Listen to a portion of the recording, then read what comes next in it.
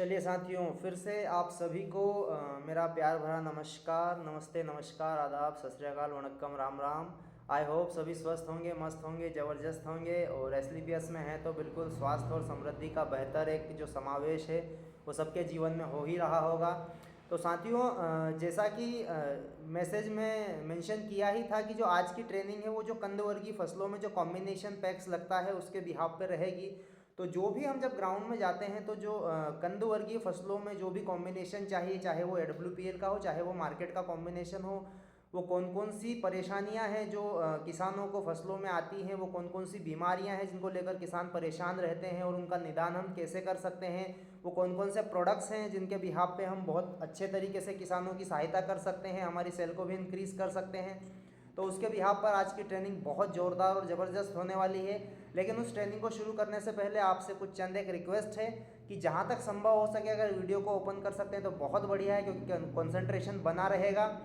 Diary pen साथ में लेकर के ज़रूर बैठे साथियों, क्योंकि ये कॉम्बिनेशन आप समझ लीजिए कि जब तक आप AWPL में काम करेंगे ये कॉम्बिनेशन आपको तब तक काम आता रहेगा।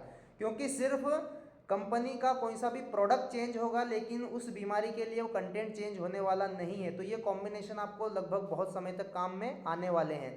माइक को म्यूट ही रखें, बीच में डिस्टर्बेंस ना हो। वीडियो को ओपन रखेंगे तो बहुत बढ़िया है, क्योंकि कंसंट्रेशन बना रहेगा तो सारी चीज़ें हम आसानी से सीख पाएंगे। डायरी ज़रूर लेकर के बैठें। अगर इधर उधर कहीं फील्ड में घूम फिर रहे हैं या तो कहीं व्यस्त हैं तो उस काम को थोड़ा डिले कर दें ताकि सही तरीके से हम सेशन को ले पाएँ, वरना हमने समय भी दिया और उसका सही तरीके से हम सदुपयोग भी ना कर पाएँ तो ये भी एक ठीक बात नहीं है शायद, क्योंकि समय दे रहे हैं तो उसका सही तरीके से सदुपयोग होना चाहिए। तो साथियों, आज का जो एग्रीकल्चर सेशन है वो हमारे ग्रेट फाइटर जो ले रहे हैं, एग्रीकल्चर एक्सपर्ट इस क्षेत्र के माने जाते हैं और काफ़ी लंबा उनको एग्रीकल्चर का अनुभव है और लगभग लगभग किसान की हर समस्या के समाधान के लिए सर तत्पर रहते हैं, प्रिपेयर रहते हैं, सहज हैं, सरल हैं। और किसी को भी अगर सपोर्ट चाहिए, सहायता चाहिए तो सर बिल्कुल निस्वार्थ भाव से उनकी सहायता करते हैं।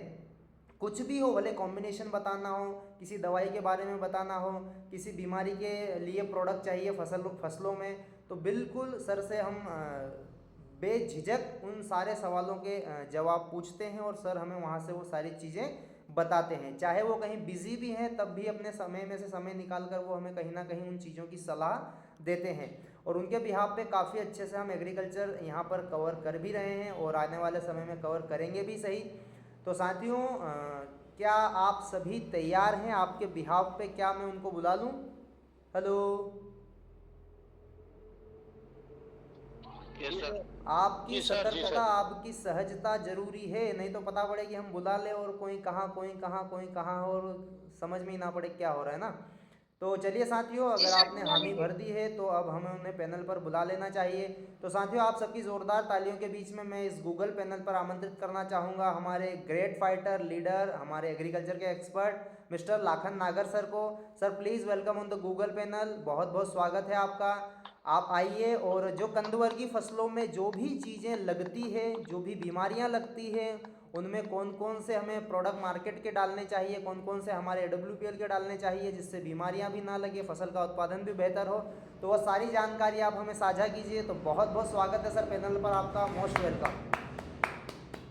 वेलकम सर, वेलकम, हार्दिक स्वागत है। नमस्कार और बहुत बहुत धन्यवाद राहुल सर, इतना शानदार वेलकम लेने के लिए। और बिल्कुल मैं बताना चाहूंगा कि सर ने जैसे बोला कि डायरी और पेन बिल्कुल आप साथ में लेके बैठे, क्योंकि आज अगर हम वाले समय हम नोट कमाएंगे, ये डेफिनेटली कंफर्म है। तो आज की जो जानकारी है कॉम्बिनेशन के ऊपर है कि अभी जो वर्तमान में जितनी भी कंद वर्ग की फसल लगी हुई है, जैसे लहसुन लगा हुआ है, प्याज लगने वाला है, या किसी ने डायरेक्ट प्याज की रोपाई की हुई है, या अगर हम देखें आलू की फसल लगी हुई है, तो अब जो कंद वर्ग की फसलें जितनी भी हमारे क्षेत्र में लगी हुई है, या अगर हम बात करें गेहूं की या चने की, जितनी भी रबी सीजन में अभी जितनी भी फसल अभी लगी हुई है, उन सभी के कॉम्बिनेशन के ऊपर हम यहाँ पे चर्चा करेंगे। हम हमारे संस्था के जो 4 प्रोडक्ट है उनके ऊपर भी कुछ बिंदुओं के ऊपर चर्चा करेंगे। बट सबसे पहले हम चर्चा करेंगे जितने भी कंद वर्ग की जो फसल है उनमें क्या क्या कॉम्बिनेशन लगता है, किस समय लगता है, कौन से प्रोडक्ट का कब स्प्रे करना है और कितनी मात्रा में स्प्रे करना है, इन सभी बातों को हम इस सेशन में समझेंगे। तो मेरा मतलब सभी फाइटरों से या जितने भी किसान बंधु हमारे जुड़े हुए हैं उन्हीं से एक ही रिक्वेस्ट रहेगा कि इन कॉम्बिनेशन को एक बार नोट जरूर करें। अगर हम नोट करेंगे तो आने वाले समय हम उनको देख के हमारे जितने भी किसान के पास हम जाएंगे, जितने भी फाइटर है, हम उन किसानों को उन चीजों के बारे में जानकारी अच्छे से दे पाएंगे, जिससे कि हम किसी के सामने अगर जाए तो हम उनसे डिमोटिवेट होकर नहीं आए, हमेशा मोटिवेट रहे, नेगेटिविटी हमारे मन में नहीं आए, या किसान हमको यहाँ न बोले कि यार ये प्रोडक्ट बेच रहे सिर्फ इनको अन्य नॉलेज नहीं है, ज्ञान नहीं है। तो इन सर थोड़ा सा ना आप चीजों नेटवर्क का देख लेना अपना ना, नेटवर्क थोड़ा तो वॉइस आगे हम फ्लक्चुएशन अगर हो बढ़ रहा है लाखन सर। नेटवर्क का थोड़ा देख लेना, जी सर, वॉइस वॉइस का आवाज क्लियर फ्लक्चुएशन हो नहीं रहा है है? ना। जी जी जी।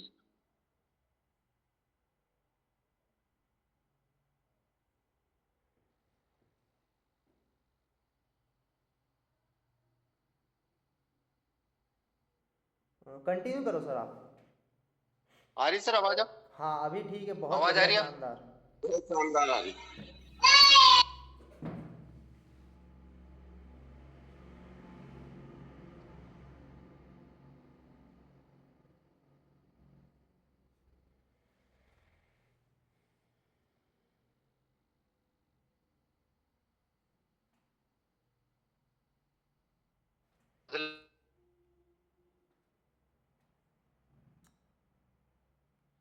लाखन सर नेटवर्क का इश्यू है, थोड़ा नेटवर्क का देखो आप।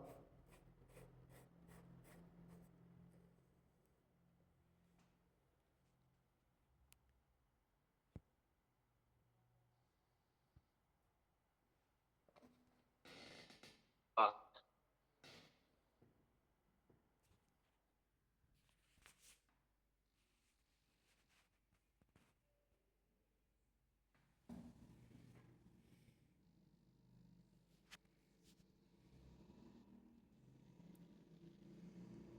लाखन सर आवाज़ नहीं आ रही है नेटवर्क का, कहीं भी कुछ करो, छतों पे चढ़ जाओ, ऊपर हेलो पेड़ों पे चढ़ जाओ। हेलो हाँ अभी ठीक है। हेलो, गाड़ी में ही बैठना पड़ेगा।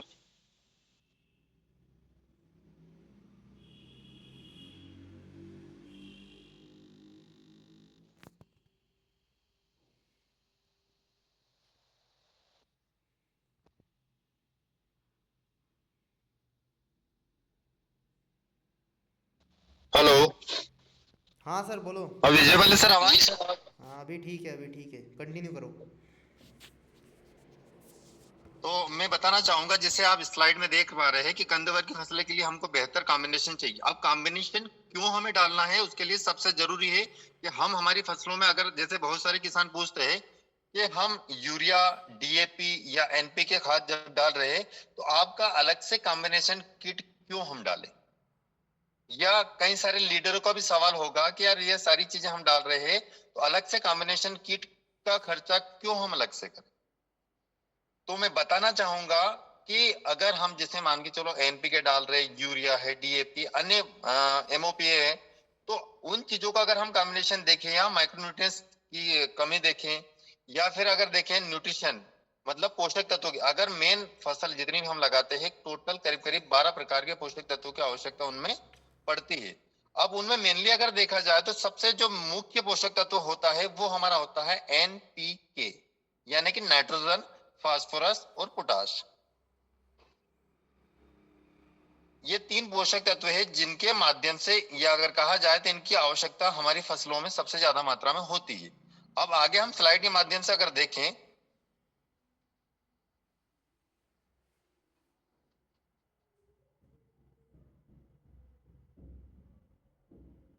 तो जैसे हम देखें कि मिट्टी की गुणवत्ता को मापने के भी कुछ मुख्य मानक 7 प्रकार होते हैं।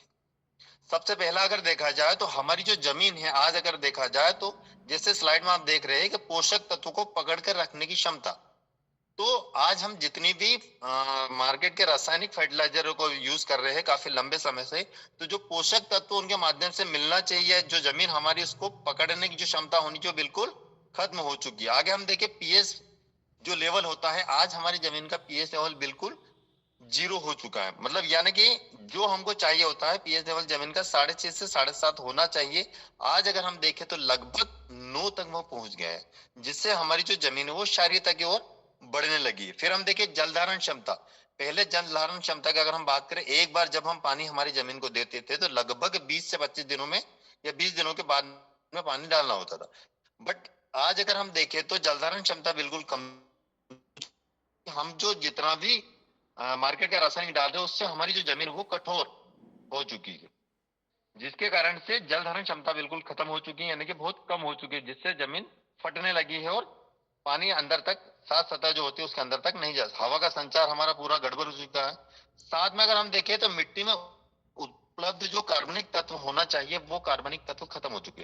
अब पहले अगर हम देखें, कुछ किसान हमारे इसमें होंगे कि पहले हम जब खेती करते थे तो उस समय जो राख होती थी उनका उपयोग हम हमारी जमीन में उपयोग करते थे, जिससे कार्बन की जो मात्रा थी वो हमारी जमीन में बढ़ती थी।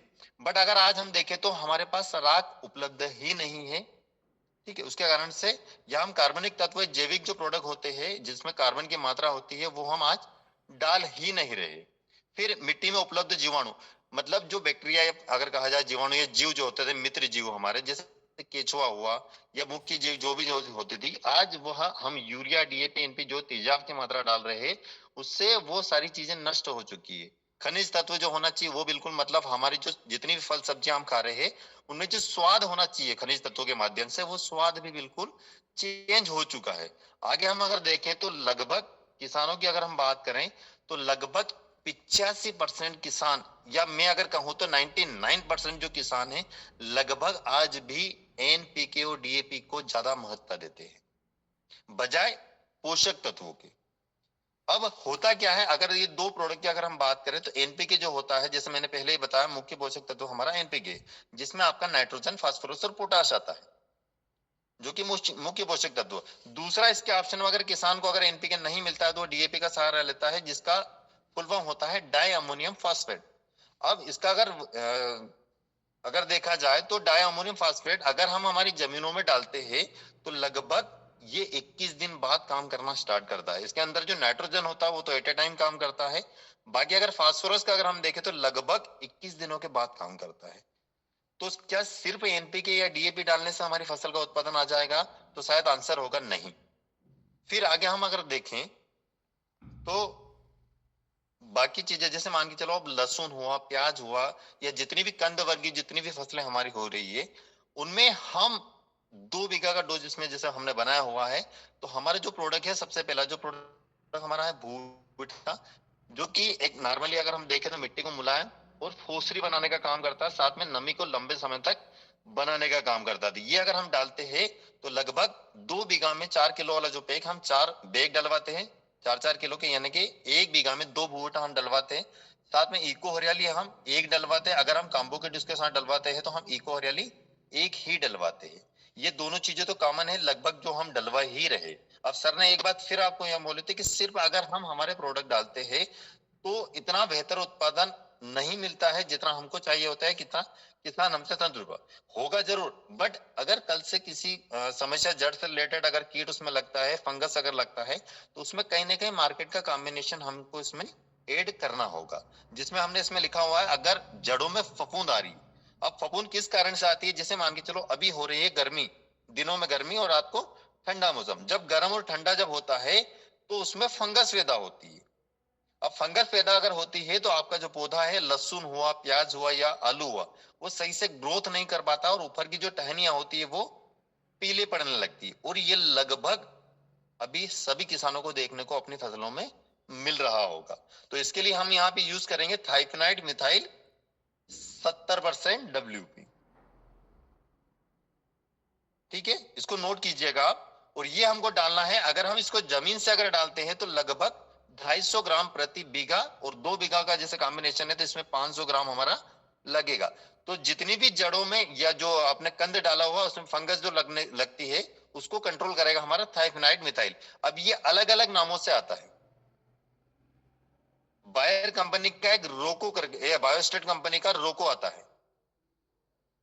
तो ये क्या करता है, जितनी भी फंगस है उसको वहीं पे रोक देता है। फिर अगर हम बात करें जड़ों में लगते हैं कीट, अभी आज मैंने अगर ताजा देखा तो गेहूं में भी जो थ्रिप्स लगती है ना, गेहूं में भी थ्रिप्स लगने लग गई है। जो जड़ें होती उसके पास बारीक बारीक बारीक बारीक ट्रिप्स एफिड्स लगने लग गए।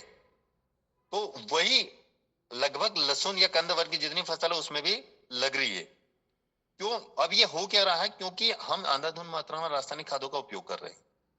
अब इसके निदान के लिए इसमें हमने लिखा हुआ है 4 किलो या तो क्लोरोपाइरिफास जो ग्रेन्यूल फॉर्म में आता है वो आप डाल सकते हैं बीघे का, या फिर आपका फ्रिप्रोनिल आता है, इसको 3 किलो प्रति बीघा की दर से आप डाल सकते हैं, या अगर हम देखें तो कोराजेन 0.4% में भी आ रहा है जिसको 2 किलो प्रति बीघा की दर से आप डाल के अपनी फसल को जो कीट लगते हैं आपकी जड़ों में उससे हमको निजात मिल सकता है। तीसरा अगर हम देखें तो इसमें माइक्रोन्यूट्रिएंट्स किट होती है। अब माइक्रोन्यूट्रिएंट्स किट क्या होती है? जो कि अगर हम देखें हमारे शरीर में या फिर फसलों को कंप्लीट होने में 12 पोषक तत्वों की आवश्यकता होती है।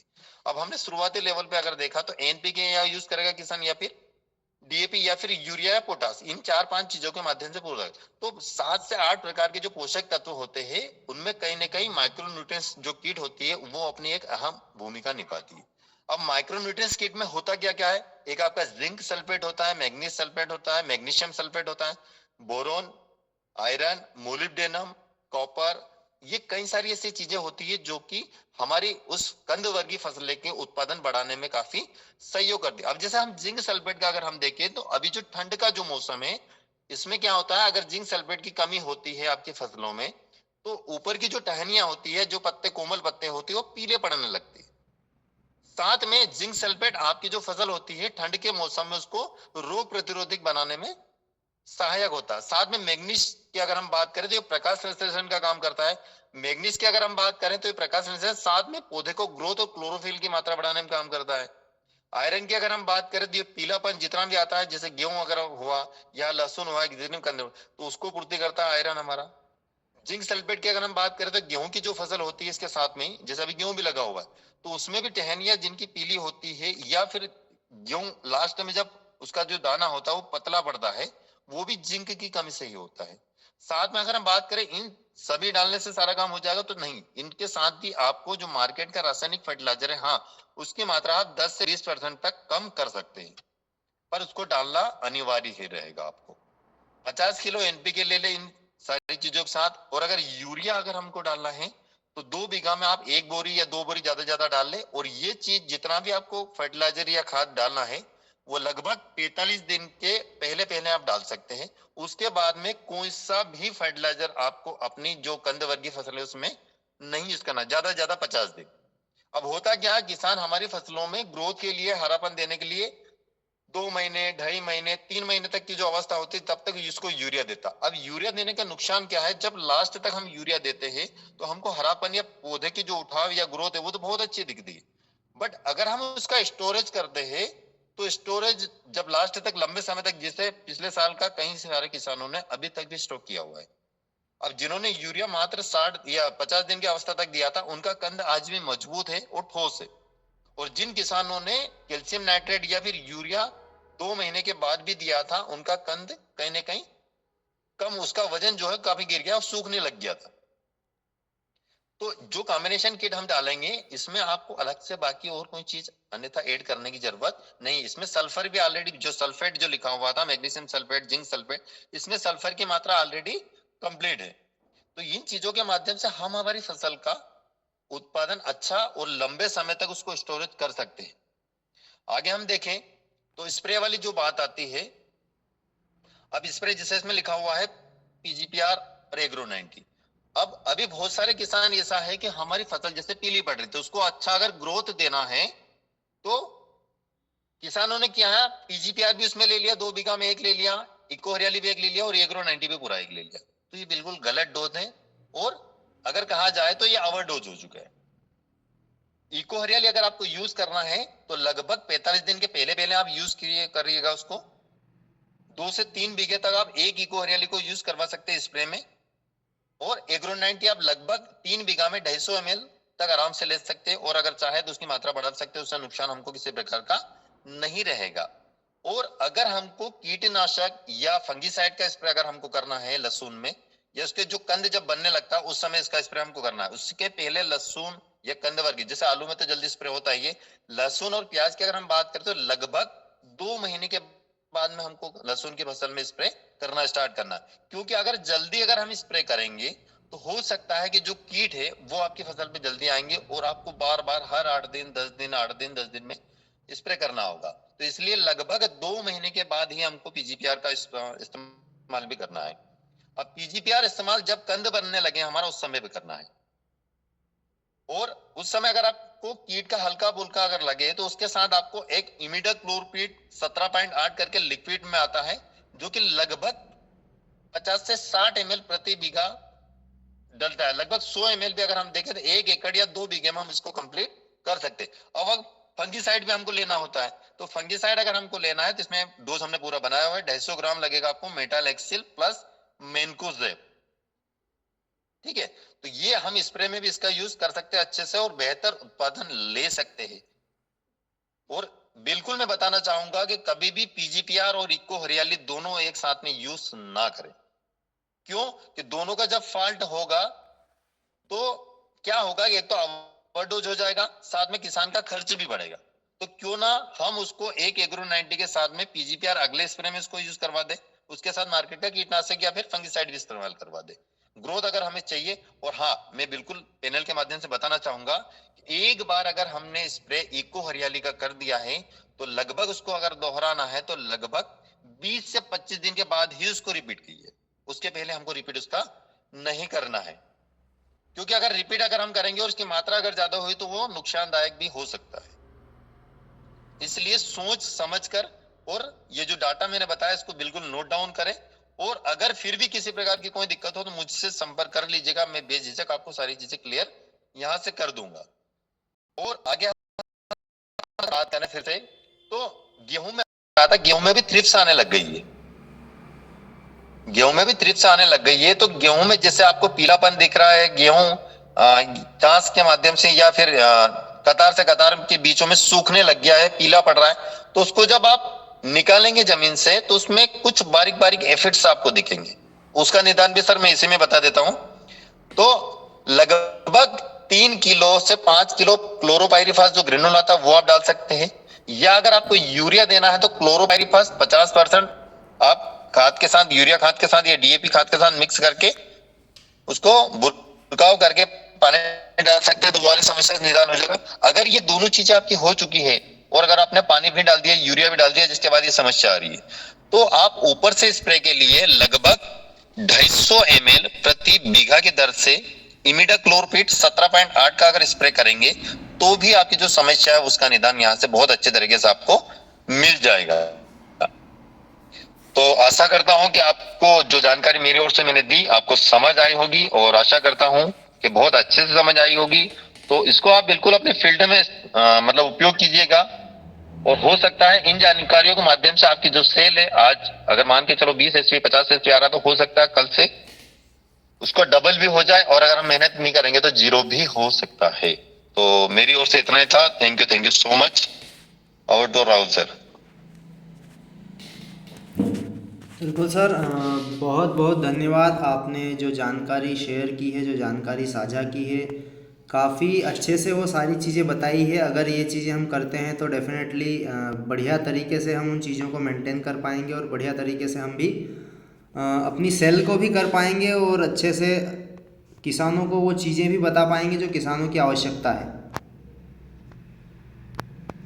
और बाकी रही बात साथियों की, अगर किसी को किसी भी प्रकार का, जैसे कि मान लो रिज़ल्ट चाहिए, किसी को फ़ोटोज़ वगैरह चाहिए, किसी को कुछ चाहिए, बहुत सारी चीज़ें होती है। किसान बोल भी सकते हैं कि यार कुछ मुझे रिज़ल्ट शेयर करो, या तो फिर मुझे किसी प्रकार का किसानों का नंबर दो, कोई वीडियोज़ वगैरह हो, तो वो वीडियोज़, वो फ़ोटोज़, वो सारी चीज़ें भी हमारे पास में अवेलेबल है, वो भी कोई दिक्कत नहीं है। वो रिज़ल्ट भी हम किसानों के बीच में शेयर कर सकते हैं कि क्या और कब और कहाँ कैसे क्या क्या हमें रिज़ल्ट यहाँ से मिला है। उन रिज़ल्ट के बिहाफ पे भी हम किसानों को कन्विंस कर सकते हैं, कन्वर्ट कर सकते हैं कि कैसे हम और बेहतर तरीके से अच्छे से उन चीज़ों को मेंटेन यहाँ से कर पाएंगे। तो मैं आपको कुछ रिज़ल्ट का भी फ़ोटो शेयर कर देता हूँ, क्योंकि यहाँ अभी थोड़ा टेम्परेचर ज़्यादा हो गया ना, मोबाइल का तो हॉटस्पॉट बंद हो गया है। तो ये जैसे कि एक प्याज का जो रिज़ल्ट दिख रहा है कि जो किसान भाई हैं, और प्याज का साइज़ भी काफ़ी अच्छा है, क्वालिटी भी काफ़ी अच्छा है, स्टोरेज भी काफ़ी बेहतर तरीके से उन्होंने किया था। लगभग पूरे सीज़न भर स्टोर हुआ था प्याज, और ख़राब नहीं हुआ था, शुरू से आखिरी तक सेम प्याज उनका बना रहा। ये कंदवर्ग की दूसरी फसल जो है लहसुन की, जो लाखन सर के ही माध्यम से दी गई थी। एक साइड जो देख रहे हैं ज्ञानू सर के खेतों का है, जड़ों का विकास आप देख सकते हैं यहाँ पर। लहसुन का साइज़ देख सकते हैं, हाइट देख सकते हैं, क्वालिटी देख सकते हैं आपकी कितनी बेहतर तरीके से लहसुन का उत्पादन भी किसान भाइयों ने लिया था।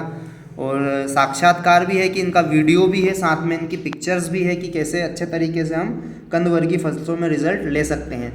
आलू में भी बेहद अच्छे रिजल्ट हैं, आलू की फसलों में भी आप अच्छे से रिजल्ट ले सकते हैं, क्योंकि आलू की फसल कम उम्र की होती है, तो उसमें भी बढ़िया रिजल्ट हमारे प्रोडक्ट्स का यहाँ पे मिलता है। बाकी बात करें तो प्रोडक्ट जब शुरू में आया था तब बहुत सारी दिक्कतें हुई थी, लेकिन अभी प्रोडक्ट का बम्पर सेल है और थोक में भी जा रहा है, मतलब आप समझ लो कि बल्क सेलिंग भी हो रहा है। किसान पूरे खेती के लिए भी प्रोडक्ट ले रहे हैं, इक्का दुक्का किसान भी ले रहे हैं और बहुत बढ़िया तरीके से बिज़नेस जो है चल रहा है 4 प्रोडक्ट के बिहाफ पे। चारों प्रोडक्ट का अगर देखें तो डाटा भी काफ़ी अच्छा है और इनकम भी काफ़ी अच्छी है और एसलीपीएस वेलनेस के साथ में ग्रोथ भी काफ़ी अच्छी हम यहाँ से ले सकते हैं एग्रीकल्चर प्रोडक्ट्स के बिहाफ पे। तो अगर आप भी इसमें वैसे तो काम कर ही रहे हैं, लेकिन क्यों ना पूरी दिलचस्पी के साथ में काम किया जाए, क्योंकि काम कर रहे हैं और टूटे फूटे मन से कर रहे हैं, कभी कर रहे हैं कभी नहीं कर रहे हैं, तो ऐसे में समय काफ़ी अधिक लग जाएगा और शायद बहुत सारे लोग हमसे आगे निकल जाएंगे। क्योंकि ये सेलिंग की ही पावर है कि हम बहुत बढ़िया तरीके से एक अच्छी इनकम और एक अच्छी टीम जनरेट कर सकते हैं। तो अगर कर सकते हैं तो फिर पीछे रहने का कोई औचित्य बनता नहीं है या कोई कारण है नहीं कि मैं पीछे रह जाऊं। तो जितना ज़्यादा हो सके हम प्रमोशन करें, किसानों के पास में जाएं, उनको डाटा शेयर करें, क्योंकि ज़रूरी नहीं कि हर एक किसान ले लेगा, लेकिन कोई ना कोई किसान ज़रूर लेगा और एक समय ऐसा आएगा कि लगभग वो सारे किसान हमसे प्रोडक्ट लेंगे जिन्होंने कभी ना कभी हमें मना कर दिया था कि नहीं यार हम तो जैविक यूज़ नहीं करते, हम तो आपका प्रोडक्ट यूज़ नहीं करते, महंगा पड़ता है, ये पड़ता है, इसका कंटेंट छोटा है या फिर पैकेजिंग छोटा है, जो भी कुछ इशू बता करके उन्होंने मना किया था। लेकिन आने वाले समय में लगभग सारे किसान सारे प्रोडक्ट यूज़ करेंगे, क्योंकि हम प्रमोशन ही इतना बेहतर कर देंगे, रिजल्ट ही इतना बेहतर कर देंगे। जहाँ भी हो सोशल मीडिया पे, यूट्यूब पे, फेसबुक पे, इंस्टा पे, व्हाट्सएप के स्टेटस पे प्रोडक्ट का, डिलीवरी का, प्रोडक्ट के रिजल्ट का फोटो वीडियो, क्योंकि हमने सुन के कोलगेट जब दंत कांति का लेने जाते हैं, जब AWPL का भी लेने जाते हैं, तो दंत का मतलब कहते हैं कि पतंजलि का कोलगेट दे दो, AWPL का कोलगेट दे दो। तो ये जो ब्रेन वॉश है कि बार बार जब वो चीज़ें दिखाई देती हैं, जब वो चीज़ें सुनाई देती हैं, तो फिर कहीं ना कहीं मन ललचाता ही है कि चलो यार एक बार तो यूज़ कर ही लेते हैं, एक बार तो गुलाब जामुन की बाइट ले ही लेते हैं, एक बार तो जलेबी खा ही लेते हैं, एक बार तो कुरकुरे चिप्स हम ले ही लेते हैं। तो जब बार बार प्रमोशन होता है तो बहुत अच्छे तरीके से हमारी सेल भी कन्वर्ट होती है। तो यही था साथियों, एक छोटा सा डाटा था जो कंदवर्गीय फसलों में जो अच्छे तरीके से हम सेल को कर पाएंगे। तो आई होप एक छोटा सा प्रयास था, आपको अच्छा लगा होगा और आप सभी फील्ड में इसको इम्प्लीमेंट भी करेंगे और आने वाले समय जो दिक्कतें आ रही थी वो भी शायद नहीं आएंगी। तो यही बहुत बहुत आभार, आप लोगों ने साथ दिया, सुना, और बाकी आगे ऐसे ही हम वीडियोस के माध्यम से, ट्रेनिंग्स के माध्यम से आप सभी के बीच में आते रहेंगे। तो आप सभी का बहुत बहुत धन्यवाद। बाकी और किसी के अगर कोई सवाल है, कोई रिव्यू है, कोई पूछना चाहते हैं, कुछ चीज़ें बताना चाहते हैं, तो पैनल आपके लिए खुला है, आप बता सकते हैं। बहुत बहुत स्वागत है आपका, कोई भी फाइटर। जी सर जी नमस्कार। जी सर नमस्कार। पैनल पर उपस्थित सभी साथियों को मेरा प्यार भरा नमस्कार। बहुत ही अच्छा जानकारी था सर ट्रेनिंग, क्योंकि इतना तो सर एग्री के ऊपर नॉलेज नहीं है, पर आप लोग से सर बार बार सुन के ये भी सर दिमाग में अभी सॉफ्टवेयर इसका अपडेट हो भी गया है, तो आज कुछ नया चीज के बारे में जानकारी हुआ है। एक सर शायद मुझे ये वर्ड समझ में नहीं आया और कुछ हो सकता है, ये मतलब सिर्फ जो कंदवर्गीय फसल मतलब क्या है, सिर्फ प्याज, लहसुन और आलू के लिए ही है? हाँ, जो ज़मीन के अंदर जो फसलें पैदा होती है ना, जैसे कि आलू, प्याज, लहसुन हुआ, आपका गाजर हुआ, मूली हुआ, या फिर आपका मूंगफली हुआ, वो कंदवर्गीय फसलों में आता है। और जो ज़मीन के ऊपर जो फसलें लगती है वो हमारी दलहनी और तिलहनी फसलें होती है। तो ये अच्छा। हाँ, जो कंदवर्गीय फसलें जो किसान करते हैं उनके लिए ये बेस्ट कॉम्बिनेशन डोज रहेगा। बाकी एक हम दलहन तिलहन के लिए भी एक डिज़ाइन कर लेंगे पूरा कॉम्बिनेशन। ये सर बाकी जो एक्स्ट्रा सामान था वो क्या ऑल इंडिया हर जगह मिलता है, मतलब हाँ, अपनी ये कंपनी लगभग प्रोडक्ट के? आपको हर एक पेस्टिसाइड की दुकान पे मिल जाएगा, कृषि केंद्र पे मिल जाएगा ये। Okay, thank you sir, thank you, बहुत अच्छा ट्रेनिंग है। क्योंकि ये चीज़ें बताने का या लिखवाने का मेन रीज़न क्या है कि अभी ये किसानों की ऑर्गेनिक में शुरुआत है। तो एक चीज़ें ये भी आ सकती है कि यार अगर हम हमारा ऑर्गेनिक डाल रहे हैं और फिर रसायन डाल रहे हैं तो फिर रसायन से तो हम किसानों को बचाना चाहते हैं, लेकिन होता क्या है कि जैसे कि हमारे इम्यून सिस्टम को एलोपैथ की आदत पड़ी है, सेम ज़मीन के इम्यून सिस्टम को भी एलोपैथ की आदत पड़ी है। अब मान लीजिए एक मित्र फंगस होता है, एक शत्रु फंगस होता है। अब हमने रसायन डाल के मित्र फंगस को तो ख़त्म कर दिया है, लेकिन शत्रु फंगस उतने ही प्रबलता से हावी हो रहा है, तो उसको नष्ट करने के लिए हमें मार्केट का फंगीसाइड डालना ही पड़ेगा। लेकिन साथ में हम इको हरियाली भी प्रमोट कर रहे हैं ताकि मित्र फंगस बढ़े। जैसे कि मान लीजिए हमारे शरीर में अगर श्वेत रक्त कणिकाओं का प्रवाह बढ़ जाता है, उनकी संख्या बढ़ जाती है, तो जो हमें इम्यून सिस्टम वीक होने के कारण जो बीमारियां होती है वे नहीं होती है। तो सेम जब हम ऑर्गेनिक धीरे से डालेंगे, 1 आध साल 2 साल, तो धीरे से वो मित्र बैक्टीरिया वापस से आ जाएंगे, तो ज़मीन में लगने वाले जो फंगस वगैरह हैं, जो भी शिकायतें हैं, वो वैसे ही स्वतः समाप्त हो जाएंगी। लेकिन अचानक वो चीज़ें करेंगे तो उसका परिणाम शायद कम आ सकता है, क्योंकि प्रोडक्शन गिर जाएगा तो किसान वैसे ही दुखी हो जाएगा। तो हमें तो किसान को खुश रखना है, तो इसीलिए ये कॉम्बिनेशन यहाँ से बताया गया है।